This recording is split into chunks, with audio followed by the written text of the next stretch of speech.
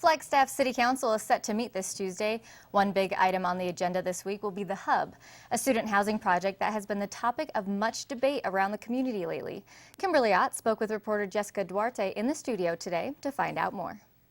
Hey, here in the studio with Kimberly Ott with the City of Flagstaff. Thank you for joining us today. Thanks for having me.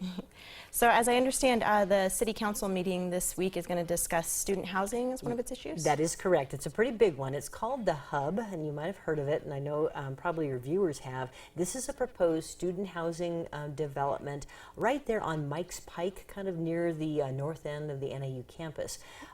This has been given a lot of public attention. It went before the Planning and Zoning Commission a while back.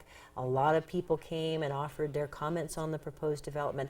Planning and Zoning ultimately recommended moving forward, recommending approving this development, and now it goes to City Council, which, as you said, is at tomorrow night's meeting.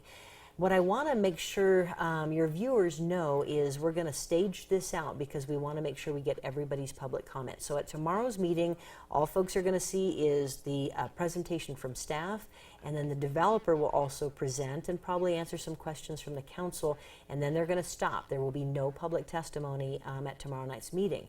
Next week, the 23rd, we'll reopen the public hearing, and that's when we want to begin taking public testimony, and then we'll continue it out with the sole goal of making sure everybody's is heard before council ultimately makes a decision. Okay, so folks should attend the meeting this week so that they can kind of think of what they want to say the next time? Perfect. So here's, so this way you have a really, just as you said, a really good understanding from all sides what this is and what it isn't. So then next week when you come and you're prepared to speak, then you've heard everything you need to hear, but then your voice can be heard. So that's great. And then there'll be, if it takes 2 weeks of public testimony, that's what we'll do. And then after that, council will vote.